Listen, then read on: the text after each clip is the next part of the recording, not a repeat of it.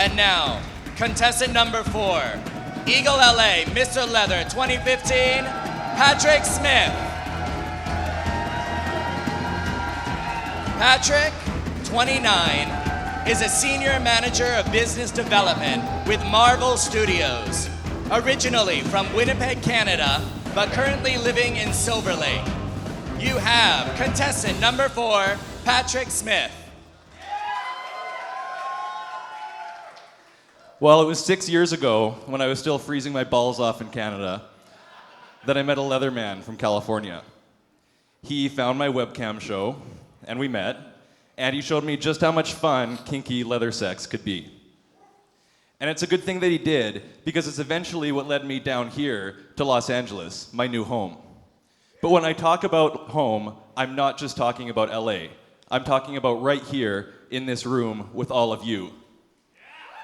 Everyone that I've met on this incredible journey, you are my family, my perfectly kinky family. You've given me support, you've given me some really fucking hot sex, and you've given me a voice. And now I'd like to use that voice to give back. These contests and these titles, they're fun and we love them, but we must remember that with a title comes a great opportunity to do something with it. I want to do something with it. I want to get rid of the law that mandates condoms and porn in LA County. I want to make sure that gay and lesbian youth who are disadvantaged have a chance to go to college. And I want to throw some really hot sex parties. I also want to go to IML.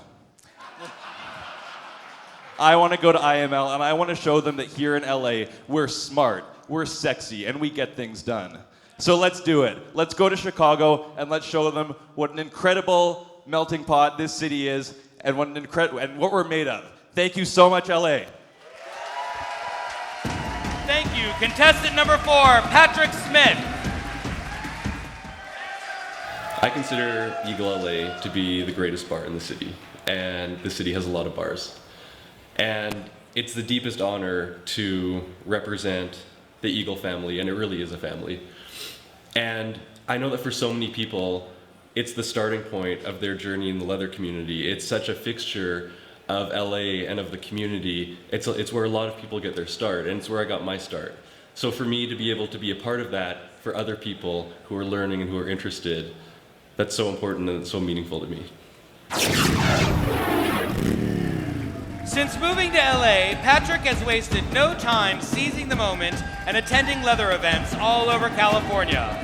A true pup, Patrick can regularly be seen at Eagle LA, Folsom, the Bullet Bar, the LA Wolf Club, and play parties all over the state. Having worked in Canadian politics with a passion for LGBT equality issues, Patrick also wasted no time finding opportunities to get involved in his community. At UCLA, he was vice president of the business school and served on the board of directors of Out at Anderson, the LGBT Student Association. When Patrick isn't out and about, you can find him at home in Silver Lake with his husband Mike. That is contestant number 4, Patrick Smith.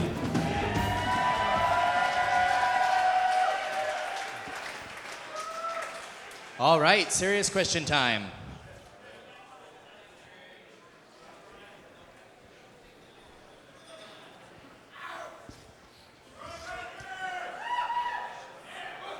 Are leather titles necessary? And be honest. Well, given where I am right now, I've got a thing or two to say. You know, these leather titles, and I mentioned this in my speech, these contests, they're fun and they're really exciting. And I think that they're a great way to drum up excitement for this community and to bring new people into this community. And a lot of people get their start by coming to a contest like this. So in that sense, yes, they are necessary, they're fun, and we love them. But do you need a leather title to do something for your community? Absolutely not. Any single person in this audience can do something for their community, and you do not need a title to do that. Thank you. Thank you. Contestant number 4, Patrick Smith. Contestant number 1, Mr. Regiment 2015, Rod Mercado. Contestant number 2, Mr. CSW Leather 2015, Christopher Paul. Contestant number 3, Mr. Sister Leather 2015, Justin Natoli. Contestant number 4, Eagle LA Mr. Leather 2015, Patrick Smith. Contestant number 5, Mr. Pistons Leather 2015, Brian Goss. Contestant number 6, Mr. Sanctuary Leather, Master Prometheus. Contestant number 7, Mr. Bullet Leather 2015, Esteban Bartolo. Contestant number 8, Mr. SoCal Leather 2015, Chris Jones. Contestant number 9, Mr. Los Angeles Leather Bear 2015, Sir Frank. And contestant number 10, Mr. Oil Can Harry's, Franco Americano.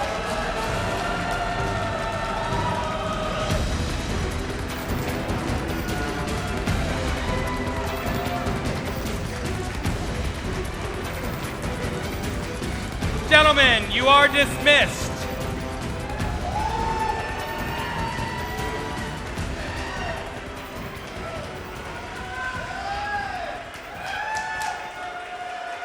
Mr. Leather 2015, Patrick Smith. For those who know me, they know that I'm kind of an exhibitionist. And if anyone saw me at Folsom Street Fair 2 years ago at the official Folsom party, they probably would have seen me in a chain link fence enclosure in a sling with 3 guys going to town on me. And it was a good time. I thought it would be really hot if we got some of these sweaty muscle leather men in here right now and got them with some rope in here and tied me up right to this chair on camera and let them have their way with me. Originally from the sub-zero Canadian prairies, you would have expected Patrick to develop a lumberjack fetish, but his heart has always been in the leather community. Patrick always dreamed of moving to California and joining a brotherhood. And 4 years ago, that dream came true as he pursued his master's in business administration at UCLA. Now, Patrick works for Marvel Studios, surrounded by hot superheroes in tight leather outfits. Patrick is into exhibitionism, sweat, breath control, and bondage. Patrick, please select your question from Dawn.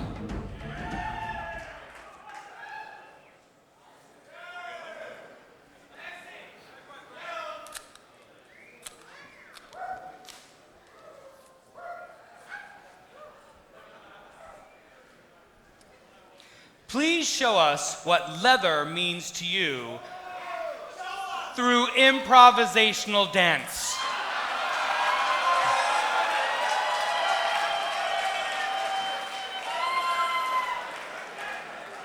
Well, I wish we could bring up a volunteer from the audience.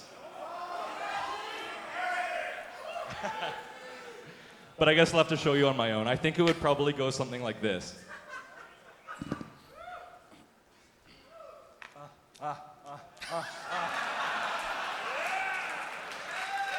There it is. Thank you. Thank you. Contestant number 4, Patrick Smith. Ladies and gentlemen, we present to you the LA 10 of 2015.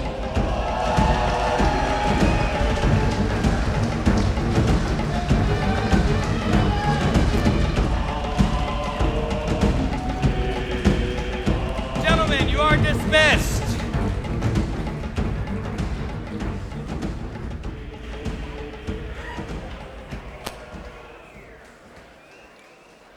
Well, that just about wraps up the competition.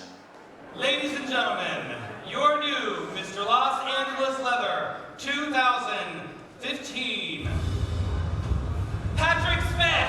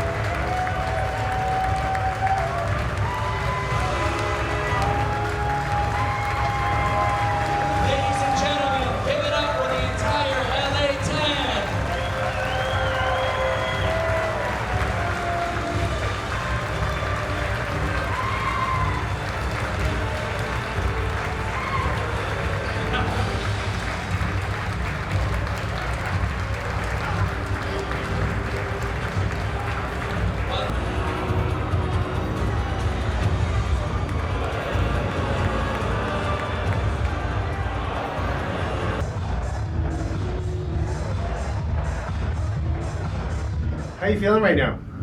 I am completely overwhelmed, and I am honored, and I can't believe I'm sitting here in this chair right now. It's very surreal, but I'm so excited.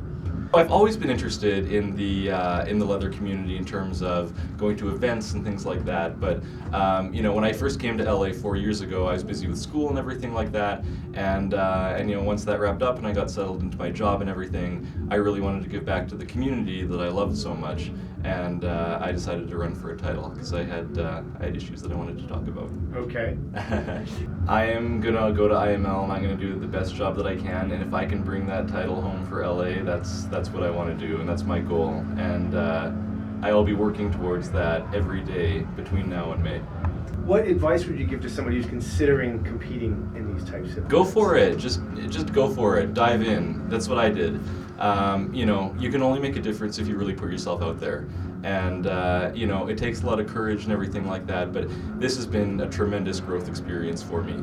I am a very different person today than I was on January 18th when I ran for the Eagle LA title. And, there's no better experience than this. Speaking of LA, what do you think of the this class of 2015? Fantastic. Sometimes you just click with people, and there was never any cattiness or anything like that, and we all just clicked and we got along and we hung out together and we supported each other, and we had a big group hug after the contest tonight, and it was just fantastic. We had lots of fun. We had barbecues, we had pool parties, and they're just an amazing group of men. I guess something that people would find surprising about me is that I sew a lot of my own clothes. And I used to live in downtown right beside the fashion district, and I got really tired of going to stores and not finding what I liked and finding things that didn't look good on me. And I just started going and buying my own fabric and making my own stuff. So the next frontier for me will be working with leather, which is much more of a challenge. We've heard the cliche stories, the straight guy, oh, my mom spanked me a lot, so whenever I get spanked, I come. Were there any events in your childhood you think might have driven you or inspired you, or your kinks and your fetishes? No, I did, there was one of my best friends growing up in high school. We actually, we would have sleepovers and we'd give each other hand jobs. And I guess that was my very first, I think we were 14 or 15 years old or something like that, but that definitely... So you started late. That definitely, yeah, of course. But that definitely set me on a path.